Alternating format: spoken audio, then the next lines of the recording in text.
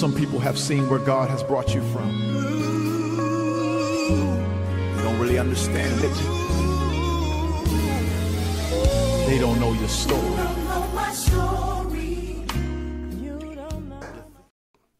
Hello and welcome to You Don't Know My Story. My name is Cortez Jackson, Jr. I am your host. Welcome to Season 2. Now, when we left off last year, we left off with the mass shooting in Dayton, Ohio, and the Ku Klux Klan rally in Dayton, Ohio. But I'm sorry to say that to start off our new season, we have to start it off in a somber way. We lost a icon yesterday, a well-known basketball player, Mr. Kobe Bryant.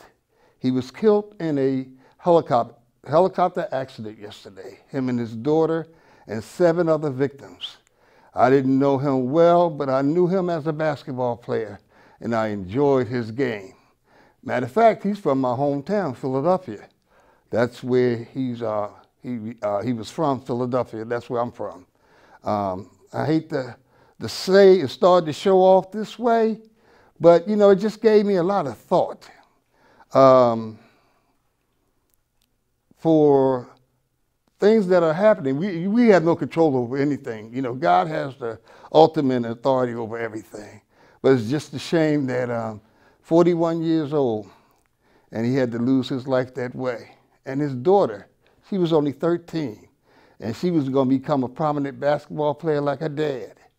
And she lost her life. And like I said, the other 7 victims, I didn't know them. I guess none of us really knew them. But we have to pay homage to them also. You know, we just can't talk about Kobe Bryant and not talk about the other people that lost their lives also. One thing came to mind. You know, when I woke up this morning, you know, I said, I thank the Lord for letting me see another day. You got to remember, somebody didn't wake up this morning, but thank God I did. And for the ones that did, you know, we say, thank you, Lord, for letting us see another day. But one of the major things that kind of bothered me was, I remember some years ago, Kobe Bryant and his mother and father had an incident, and that incident led them to not speaking to one another. And I just sure hope that they got the opportunity to make up. And if they didn't, I know they're devastated now. Because I kind of went through the same thing about 3 years ago. Me and my mother didn't speak for 3 years. And I prayed on it, and, you know, God answered my prayer. Last Monday, me and my mother started talking again, and we've been talking ever since. So I just hope and pray that they did amend their ways. And one of the things that I just want to leave you with is, if you're going through family problems, if you're going through something with your mother, your father, your sister, your brother, make amends. We're not guaranteed to see the next day. Matter of fact, we ain't even guaranteed to get home tonight. But we know God got us. But you would hate to leave this world and not make amends to your family. I'm so glad me and my mother's talking again. She calls me her oldest son again. We grinning and laughing. And, you know, it's just like we never even had any problems. But I just pray that if anybody is going through something right now, you know, with a family member, make amends. If it's not for them, for yourself, you know, because you sure would hate to leave this world. Or, you know, one of your members leave this world and y'all have something against one another. So I just wanted to leave you with that thought. We're getting ready for Season 2. We'll be right back after this. Listen. All it took was someone who would insist that I just try. Suddenly, everything was turned around because they judge you. You tell them, I don't need this. No one is going to understand. Unless they've been through it, how can they? Then one day you realize, You feel so hopeless. I need help. I need help. You feel so hopeless. Then one day you realize, Unless they've been through it, how can they understand? I don't need this. No one's going to judge you. suddenly everything was turned around because they insist that I just try. All it took was someone who would just... Listen.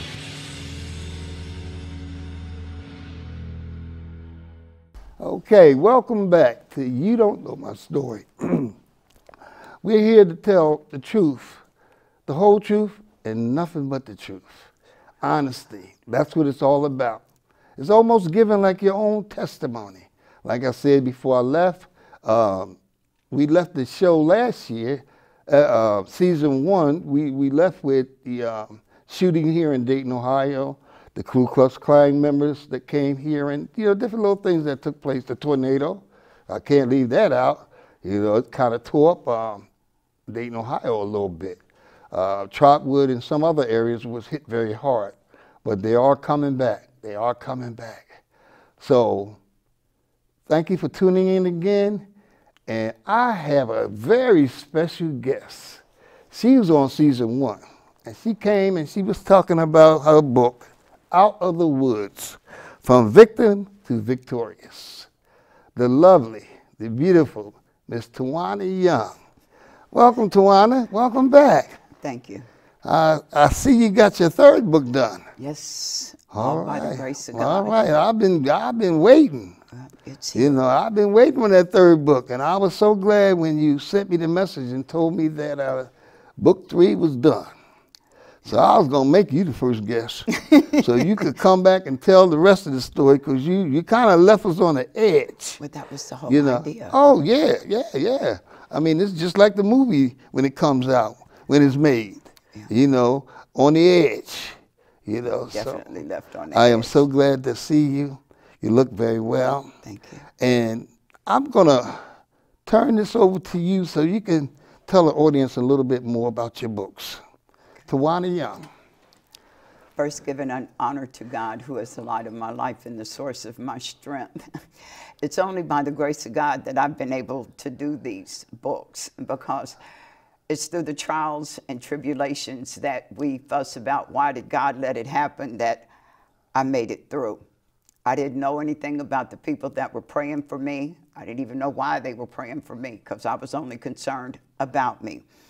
My books are about abuse, mental, physical, sexual, chemical, you name it, I dealt with it. Being molested at an early age, being raped at an early age. Grew up in the hills of Tennessee. Moonshine was first, and it was readily available.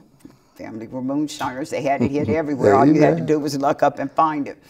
So you find something that will help you to escape the bad things, and little by little, you start to lose yourself, and another person comes about to kind of be your best friend and see you through it.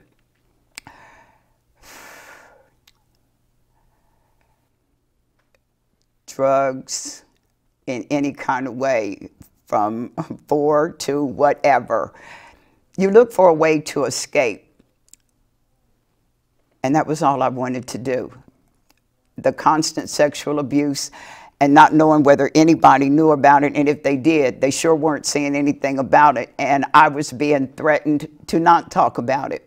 And after so long, you figure it's just a way of life. That's the way it's supposed to be, because nobody's saying don't stop, quit, or move. Nobody's asking has anything happened to you or anything else. It's like nobody cared. So growing up, no, nobody knew who I was, because I was the happy-go-lucky kid. I always had a smile on my face and was always ready to play, but dreaded going home. I didn't want to go home. Now, my mom and dad were not a part of the abuse and all of that, because I didn't tell. Our family, you're to be seen and not heard. And had I said anything, I would have been the next holiday dinner. They would have cooked and said, don't tell me dinner's good, and that's where Twana is at the same time, because they would have cooked me. I didn't know how to tell, and at the time I was growing up, there was no counselors, no therapy, nothing to talk to anybody about anything that was going on, so marijuana was first. Acid was right behind, and when you're looking for a way out, getting married was next. When they made 18 legal, that was all I needed. I got out of town. And worst mistake I ever made, because I quit school to do it. And number one regret was quitting school. Number two regret was getting married, because that didn't last either. But it introduced me to a whole new way of life that I knew absolutely nothing about. As far as I knew about cocaine and all of that was what, Superfly and Shaft, and that was all we knew. When I got married, when my husband was taking me to Columbus, he took telling me the streets that I couldn't go on. He said, you stay off of Long, you stay off of Mount Vernon. And I said, what's wrong with them? He said, that's where the holes are. I said, why don't they fix the streets? I didn't know. Amen. You know, Xenia, please. You know. So I got a job at Ohio Bell by accident. I took a girlfriend to go fill out an application, and while I was there, I filled out one too. They called me, not her. Wow. But it was an interesting job. That was how I managed to find out my husband was having an affair. I politely went home and caught him in bed with her. Oh, no big deal. For my abusers, my one thought, as opposed to killing myself, was to kill them. My only thing was I didn't want to go to jail. Now, if I didn't want to go to jail for all the things that happened to me, I wasn't going to go to jail just because he was with somebody else. Just stay where you are. I politely packed on my stuff and I left. Pimps and Players was my next adventure. I always attract the bad boys. I'm always looking for them, whether I want to or not. It was almost like I had a radar. And yep, I found a good one, and he had a temper. And oh yeah, book one is blood and gore, and that was all. The beginning, right? This is book one. All that I don't have a son because of him, because he was going to kill me, had me hanging off the side of the hospital to prove it, and somewhere, as of January 15th, I've got a son that's 45 years old out here somewhere that I know absolutely nothing about. But by the grace of God, if he is, when it's my time, if it ever will be my time, I'll get to meet him and I'll get to tell him why. But if I don't, I'll get to see him on the other side.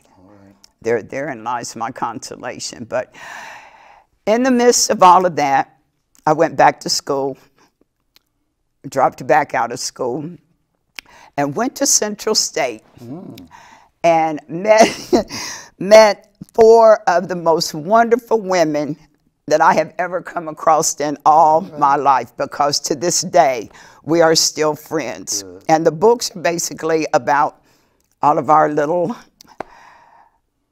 life's adventures, how we were always there to, what you call, save each other. We were our own group of superheroes. And without them, they took care of my daughter while I was in prison. Oh yeah, prison came later. Like I said, well, I was talking about not killing my abusers because I didn't want to go to jail. Little did I know I was going to go later anyway. But my books are basically to tell you how to get out. If you're being abused physically, he's got to go to sleep sometime. You can leave. You can call the police. They will escort you out. There are agencies that are really interested in helping you. You don't have to go through all of that.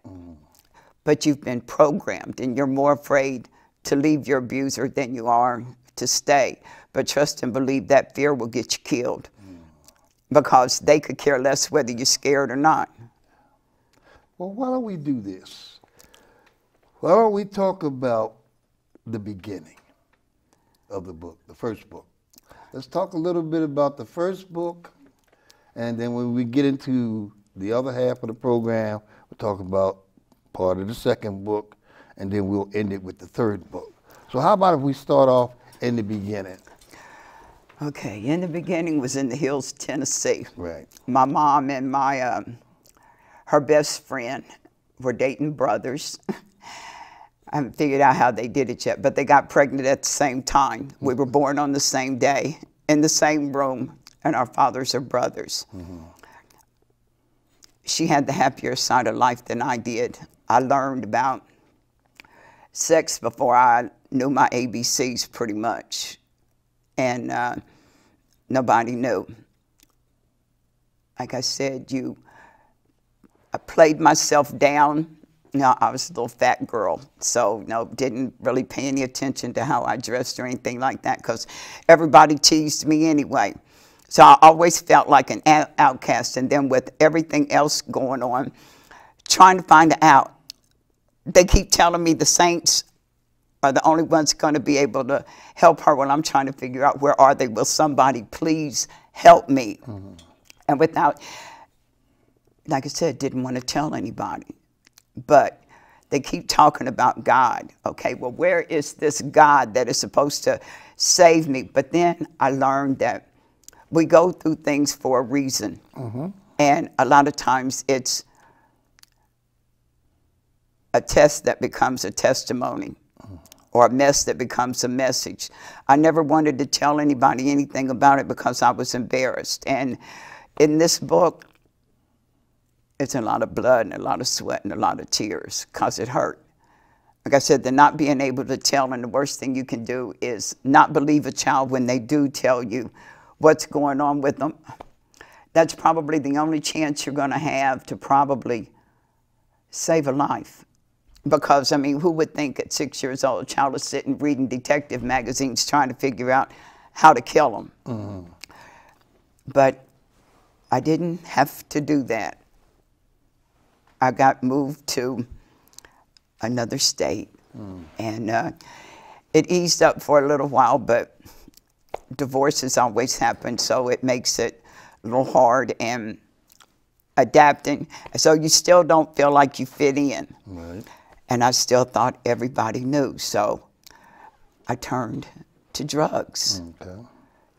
I turned to drugs. Fortunately, I didn't get pregnant at an early age. Now, that's the one thing I was blessed with.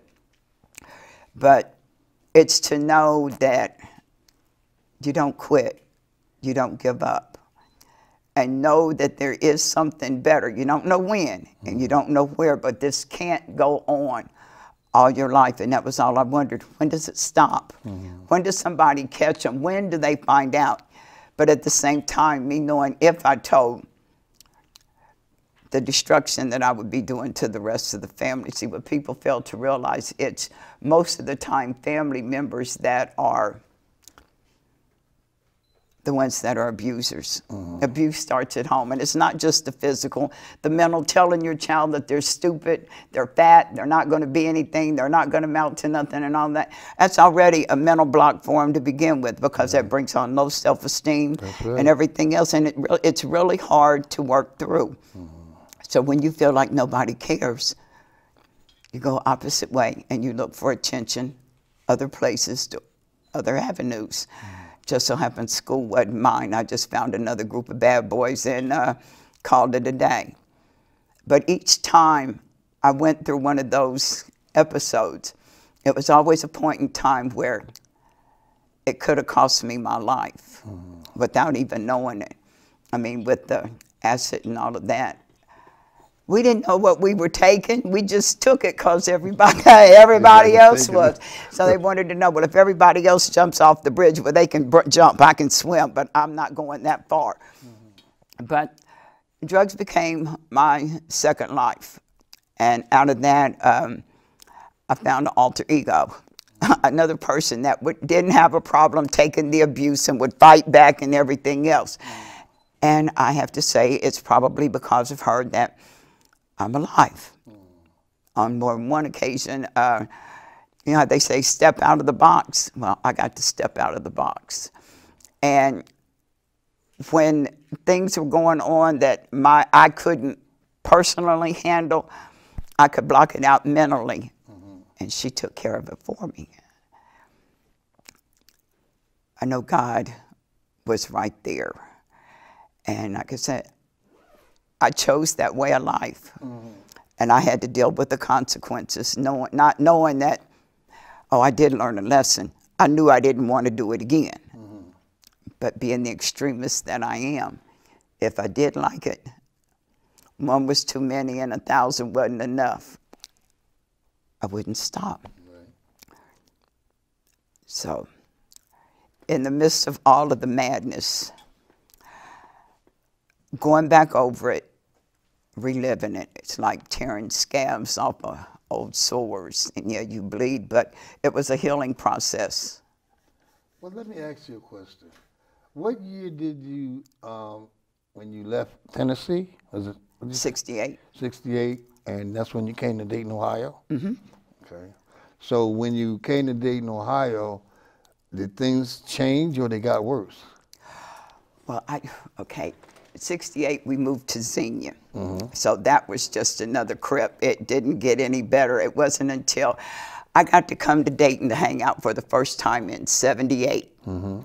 And boy, talk about a whole new world. But that was when General Motors was here. Dayton was jumping. There were clubs everywhere. The concerts were regular, and we were at all of them. All of them. Most of them were backstage passes, and at some point in time in the book, a friend of mine was a promoter, so yep, I was hanging out with the entertainers and everything else, but like I said, just going with the free spirit wasn't being responsible for anything. And then I had the car wreck, book one, crushed my face, and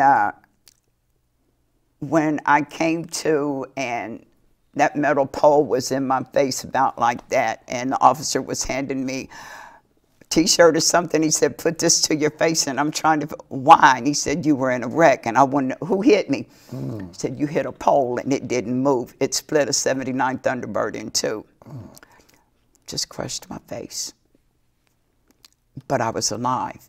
I had dropped my girlfriend off, and if she had been in the car with me, she'd have been killed. So the blessing was, I got her home. How I got from her house back to the corner of Salem and Harvard is still a mystery to me, other than by the grace of God. I don't do anything the easy way. Mine seem to always be life or death kind of things. And then the next one was the overdose. Right when you feel like you're at your lowest, that nobody cares, you're useless, you're an embarrassment and everything else. And the enemy takes hold of that. And while you can't hear God's silent voice, you know, little quiet voice in the midst of everything else going on, the enemy's going to be loud enough that you hear him telling you that you're worthless. You're an embarrassment. You're no good to nobody. You're better off dead. And probably after the 15th or 15, 20, 30, Fear and All Threes, I had already bought it with the 5th of Remy Martin. Only thing I had done was called my girlfriend. She was a dispatcher for the Cincinnati Police Department. And she called my girlfriend back here, and they were able to get a hold of my boyfriend, and they half hour, long story short, one pill short, and they got to me a half hour too soon, or I'd been dead. Now I can look back on it and I can see God said, "Not yet. I've got some more for you to do." And then I got busted. Okay, occupational hazard. I had fun spending the money, forgot about the occupational hazard, but I didn't have to go to jail. Went to rehab, and yeah, I enjoyed that too. It was a new learning experience. I went through the motions and did what they said do, and in 90 days I told them, "Okay, I'm ready to go. If you said court order 90 days, this is my wake up, my one night and a wake up. It's time to go," you know. And they said, "Twana, think about this, because you know you have to write an autobiography to get in." So they've read about the suicide attempt and everything else, and they're talking about, "But you haven't dealt with it." For what? I lived. That was dealing with it. So I stayed, and I graduated from the program. If anybody needs to go, Nova House is the best. They're the best, and they're serious about what they do. And when I came out, but you got to stay away from the same people. Doing the same thing the same way, expecting different results, don't happen. Because they too will take you further than you want to go, keep you longer than you want to stay, and cost you more than you want to pay. And when you look up, you're in trouble all over again. So your 90 days was like a rest. Oh, yeah. Yeah, a vacation. So you could do it all over again, right? Yeah, only well, see, but the thing about it was I didn't smoke cigarettes and I didn't drink coffee. Right. Yeah, I drank plenty of Kool-Aid and liquor, and I smoked all the weed and coke I could get my hands on. That was why they sent me to rehab. Right. But I gave up those and picked up cigarettes and coffee. Now I'm drinking more, smoking more cigarettes and drinking more coffee than I ever did of the liquor. Oh yeah, because that's a pot of coffee a morning. So I called it an exchange, but it was at least a legal exchange. I didn't have to worry about going to jail for cigarettes and liquor. Right. So now, as I kind of got into book one, because I haven't gotten into book 2 and 3 yet, but one, you start telling some stories about some things that, other than what you're talking about now, some abuse things that was taking place, some things that was going on in book 1. Can you elaborate a little bit more on some of the stuff that kind of getting close to the ending of book 1? okay, you want me to tell you one of the stories? Yeah, in the book? tell me the story. Sadie, in the book, is my real life ride and die dog, okay? And she had been seeing this guy, and they broke up because he hit her. She pressed charges, and he went away. And he came back. Now, on Wednesday nights, we always watched the Wizard of Oz together. It was just a ritual. It was snowing. We couldn't go and do anything else, so we watched the movies. She said she was going to go out and grab some more stuff for us to eat before, you know, it really got bad. And she didn't come back. And I waited, and she didn't come back. The next morning, I'm up, and I'm talking about, okay, now I know there's something wrong. And I looked at her car wasn't there. Now, there was a little bar not far down the street from where she lived, and I went, and nobody had seen her. But a friend of mine was there, and he told me, I said, what's the matter? I said, I can't find Sadie again. He said, she's always coming up missing. Now what's the deal? I said, nope, I don't know. Anyway, he had taken her because he didn't want to let her go. And he had put her in the trunk after he beat her and was riding her around. While I've called the police, they've been to the house. They're talking to me like we were gay. And I'm saying, no, she's my best friend, and I guess you don't have any or you'd feel the same way. I tried to tell him, I know you can't do anything for 48 hours. I said, but while you're waiting, I'm going to be looking. And look, I did, and went and sat at the club, at the little bar down the street, and we knew all we had to do was sit and wait because somebody was going to tell, and eventually they did. Anyway, it was a great escape because, yes, we found the car. I had an extra set of her keys, and while my friend was checking out to make sure the scene was okay, I was busy unlocking her and getting her out of the trunk and into the other car, and that was the great escape. Now, the detective wanted to tell me that I could be charged with obstruction of justice, withholding evidence. I mean, you know, and I told him, I said, wait a minute. I said, right about now, you try that, and you're going to have to put the war on hold. And he said, for what? I said, good, it's going to take the Army, Navy, and the Marines to get me off of you. I said, because it ain't going to happen. And one of the guys said, you don't know about the two of them? And he said, what, honey? He said, she told me, if you see her fighting a bear, help the bear. So that's what friends do for friends. I mean, you risk life and limb for them and be there regardless of whatever the situation or circumstance, and then know if we can't do it, we'll find somebody who can. Okay. So is that the end of book 1? That's the end of book 1. Okay. Well, kind of. What we're going to do is we're going to take a break. Give you time to get yourself together, because this is getting real interesting. I'm ready to start. Okay, well, we're getting ready to go to Miami. Then we're going to change locations. We're going to go to book 2 right after this break. Okay. This is where she used to be a cheerleader. This is the sink where she started pulling out her eyebrows. This is where her dealer raped her. This is where she forced her little brother to smoke it with her. And this is what I said when she told me she was going to try meth.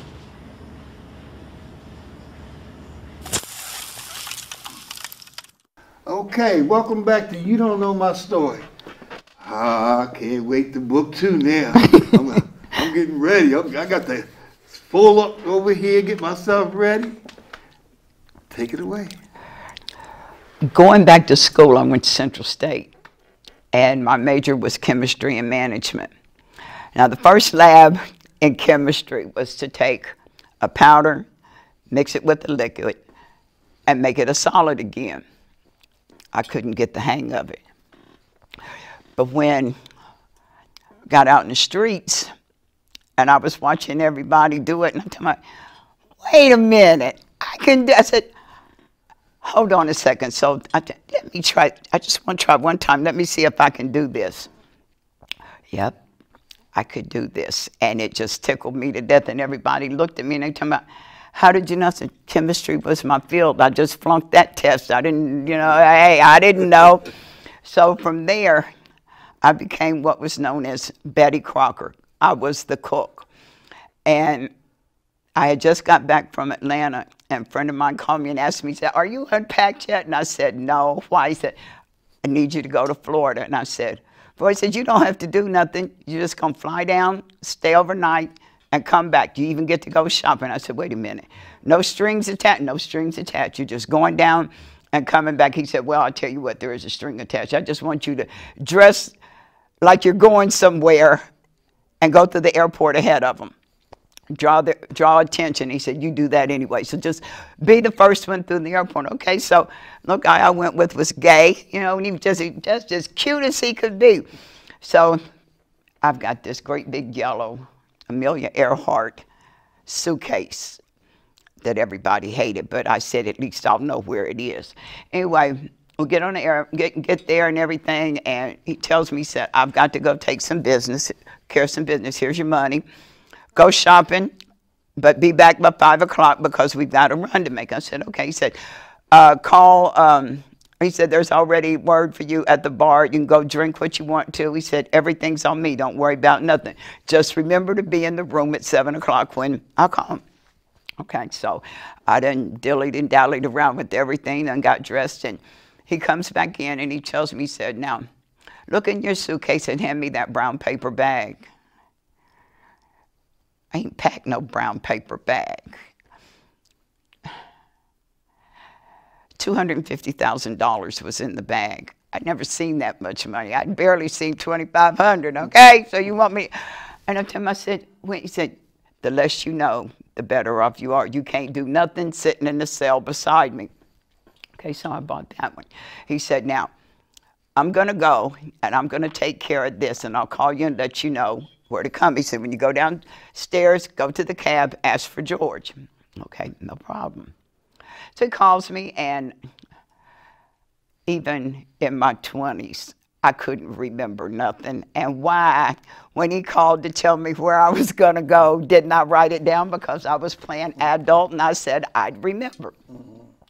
So I get the phone call, and I get downstairs, and not only can I not remember the name of the hotel, but I knew who I was supposed to look for. So I got Rick, and I told him, I said, we rode up one way, Biscayne Boulevard, and we rode down Biscayne Boulevard.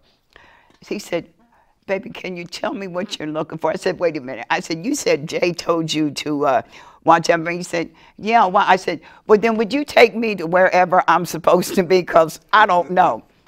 I said, you should have already told me. Okay, so now we get to the hotel. One of those, looking at it from the outside, it looked like one of those little hole-in-the-wall kind of hotels. But on the inside, it was patio, Roman bars, bartenders in black and white and all of this, and told me, go ahead and order my drink. He called Jan. Well, I'm sitting there, and I'm kind of looking around. You know, it takes you a minute sometime to take notice. I kind of realized that I wasn't not only the only black there, I was the only woman. And I'm trying to figure out, okay, now what has he got me into now? So it's not but a few minutes, and he comes out and he waves me around, and I go on around, and they've got platters of cocaine. I've never seen this much coke at one time. And passing it around. Well, when I finally did, I got an instant nosebleed. So, excuse myself, brown paper bag in the bathroom, cold water, put it under my top lip, and it stopped. And every time I went to do, I had to stop the nosebleed. So, the little guy that was sitting beside me, every time he would put the platter down, on the edge of the table, and I would push it back. He'd push it down, put it down, and I'd push it back. Now, I could tell he was in trouble because he wasn't dressed like everybody else. All the other men were dressed in suits and everything. So finally, after I didn't want no more coke, does anybody have any weed? Got me a joint. Now I'm happy. But just about that time, he hit the plate and cocaine went everywhere. Now me, Holly hostess, I'm going to help. He comes over, honey, he rubs it all in the cup. Said, baby, don't worry about that. We got plenty. Went and grabbed another bag and poured it on there. So he tells me, he said, it's time for you to go. And I said, now where am I going? He said, I'm right behind you, go on out. So I told him, I said, I don't know what you did. And I said, I don't know if you're sorry that you did it or sorry that you got caught. I said, but I just pray that they're merciful on you. And I went on out. So back to the hotel I go. I'm getting dressed for dinner and everything. And on the news, talking about a bloodbath at the Tropic Hotel. And it's the room I had just left. Whatever they did to that man, everybody that walked in walked right back out, according to the news, because they said they had never seen anything. I mean, when I was in the bathroom, I saw the plastic in the tub and all of that. You know how your mind is starting to, I wonder if that's for me. But I don't know who he was. I don't know who did it or anything else. The only thing I knew was I was happy I wasn't there at the time.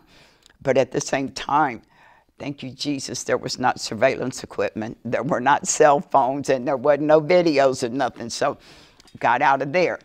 Now I done sat, now I done finished off the bottle in the room. I really need a drink now, so I go down to the bar.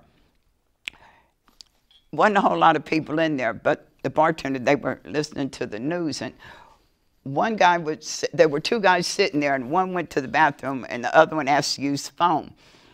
And I'm trying to hear what's being said, and he told him, he said, man, ain't no reason for us to wait to get to a call to come to the scene. He said, why? He said, because it's just like the rest of them. He said, it's going to be a long night. And he said, what are you talking about? I said, he was castrated, and it was put in his mouth, too.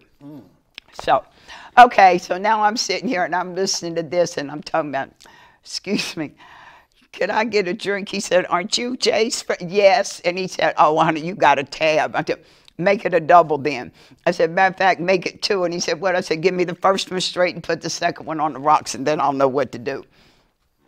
So when I finished my drink and everything, and I go back up to the room, and I'm trying to figure out, okay, now what am I going to do? And he calls and he tells me, if anybody comes to the room, you've got airline tickets and money in your suitcase. He said, take all the money to Lee, and he'll know what to do, and you'll get yours out of there too. And I'm talking about, wait a minute, what are you talking about? I was just supposed to be going shopping.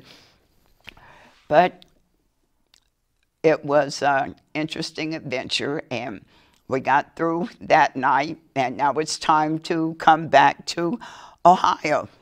And we're at the airport, and we're waiting for the ride to come and get us. And, oh, but in the meantime, in the between time, I'm sitting there and I'm looking and I'm trying to figure out, you're seeing DEA and FBI and CIA.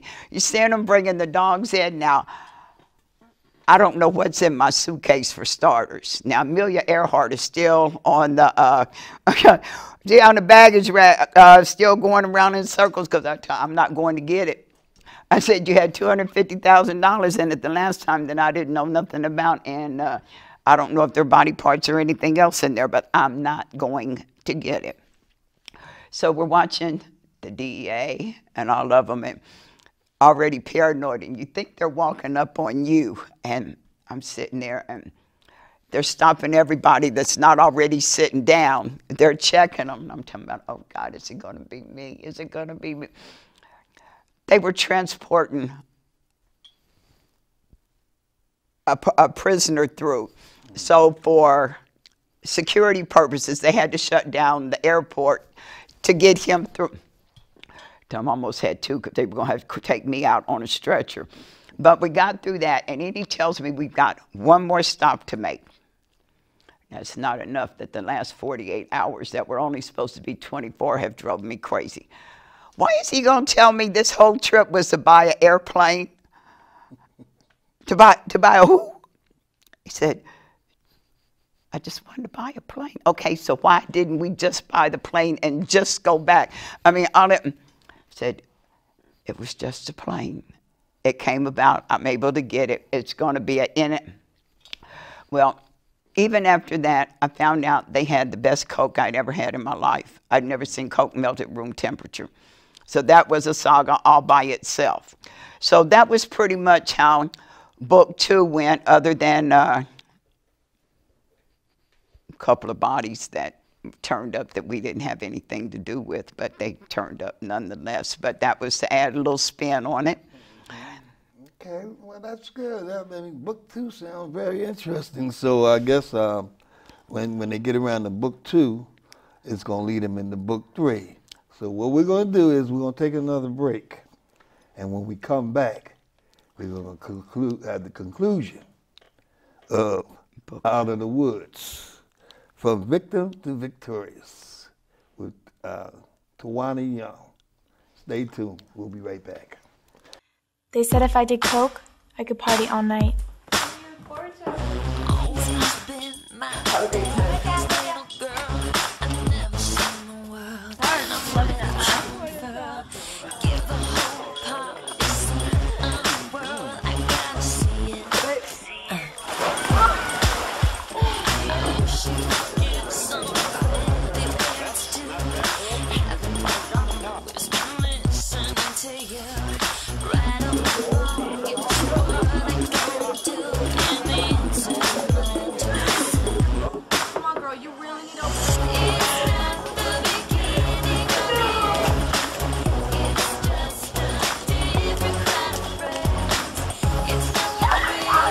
They said if I did coke, I could party all night. They lied. Find out the truth about cocaine. drugfreeworld.org. Okay, we're back. Boy, this is really getting juicy. I'm squirming in my seat. I'll tell you, Miami, ooh, Lord have mercy. I know that was a heck of a trip. But now we're going to come to the conclusion of the book. We're going to go into book 3. And we're going to bring it on home. But you got to remember, you still have to buy the books to really get the full story. So, Twana, take it away. By the time book 3 rolls around, I'm pregnant with my daughter. I found out going to the Rick James concert. It was the middle of the summer. Had to have been the hottest day in the history of history at Hara Arena. And we had tickets in the rafters. I mean, the very last seat. I can go up, I can't come down. I can't do the steps coming down, but we get up there after all that trouble. And somebody in our group decides we need to go down to the floor. I passed out, have to go to the first aid, to find out the next day that I am pregnant. Nothing I wanted to hear and nothing I wanted any parts of. Now, all the girls were excited because none of us have any babies. So pregnant I was, had to tell his mother, and well, while she was fussing at me about being drunk and high out in public and passing out, I asked, may I speak now? I'm sorry to disappoint you, but I'm pregnant. She fainted. So from there, it was pregnant, just being pregnant and being sick and tired of being pregnant. So I craved a Godfather's pizza, and my girlfriends brought me one. It's one night. And we sat and we smoked, and we ate pizza, and we laughed, and we talked. And I ate almost a whole large Godfather's pizza. So when they were getting ready to leave, I told them, I said, this is probably going to be it. And they said, well, you said you wanted it to be over. Well, sure enough, it was. I went into labor that night. My daughter, God love her, I promised her when I had her, I nursed her. And that first time I told her, you got one time to bite me, and the party's over. It'd be up to you how to figure out how you're going to eat, because it will not be coming from me. Sure enough, 3 months, that little nub caught me. Thought it was a vice grip. But when I got it out, she got 2% milk after that. And everybody, I didn't have to ask if she could have it. I wasn't giving it to her. She needed something. So we gave her 2% milk. She was fine. Now, she was never around babies either. She was around all of us. So baby talk and all of that, if you said anything in front of her and you called yourself going to repeat it to somebody else, she was going to let you know that's not what you said, and she's going to give it to you verbatim. I threatened her with Christmas time. She was showing out, and I told her, I said, you know what, Santa Claus ain't going to bring you a thing. And she said, he's going to bring me anything I want. Aunt Bev and Aunt Jackie and Aunt Deb, I'll see that. No. Ain't nobody going to get you nothing. And finally I said, because I'm going to shoot Santa Claus and all of his reindeers. And I ain't thought nothing else about it. And 2 weeks later, where are we at? Salem Mall to see Santa Claus. And she's standing there just as unconcerned. And when it's her turn to go see Santa Claus, she's, well, little girl, what can I bring you? She said, I'm sorry to disappoint you, but you're not going to bring me nothing. And she looked at all the kids, and he's not going to bring y'all nothing either, because my mommy's going to shoot you and all of your reindeers. I wanted to climb in a hole and pull the hole in after me. There was a policeman standing there beside me. If it had been now time, I'd have probably been called a terrorist and they'd probably arrested me. Officer laughed and he said, I never thought about that when I said, and you got a gun. He said, no, but that is a good one. But she went home and she enjoyed her little moment of fame, of telling on me. Now, we edged another terror in on her, the Brokefoot man. After we found out she got on the bus and there was a guy with deformed feet, scared her to death. So every time she started acting up, we'd tell her the Brokefoot man was going to get her. This day we got on the bus and there he was. And I told you he was going to follow me everywhere I went. What am I supposed to do? He knows where I live now. Honey, he's not going to bother you. We go to the drugstore and she runs into him again. So when we get home, my friend is fighting in the closet, pretending like he's killing him. She was real happy about that until we got on the bus the next day. And who was there? The Brokefoot man. My child was a source of entertainment for all of us. And it's one thing when a 3-year-old will come in and pray for you. She stayed with her grandmother most of the time. Football Sunday was at my house. And she's banging on the door like she was the police, and I go and she comes in and she says, dear God, please bless these sinners. They're smoking devil cigarettes, they're drinking devil water, and they're listening to devil music. Please save them. So out of the mouths of babes. So my child is my source of my strength next to God. Book 3, if I tell you any more about it, you won't have a reason to read it. All right, all right. But the going to prison, God making my mess a message and turning all of my tests into a testimony was my blessing. All right. Then you kind of spoke about your was it 4 girlfriends? Mm-hmm.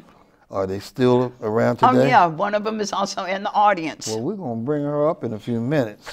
Not that. We're going to bring her up in a few minutes. Okay. But what I want you to do is I want you to take a look at your camera, and I want you to tell people how they can purchase your book, give them your full information. Okay. And then after that, then we'll bring your friend up. Okay. Okay? All right. You got it. You can reach me at 937-674-2666. 2655. I sell the books on my own. So you can call me and we can make arrangements for you to pick it up, or you can call me and give me your address. And I'll give you mine, money order, and I mail it right back to you. And who are you? Tell them, don't tell me. 932 Kamer Avenue, Dayton, Ohio. I said, who are you? I'm Twana Young. Who I am, what I am, hey. See, and that's the way my whole life has been. Told you you were on the wrong side, I couldn't hear. This is Twana Young's book, Out of the Woods. And here's the, I'm trying to figure out what Third Oh, Out of the Woods, the beginning. This is book 1. This is book 2. And she has book 3. So she gave you the information on how to get in touch with her. Please get this book. It's gonna enlighten you.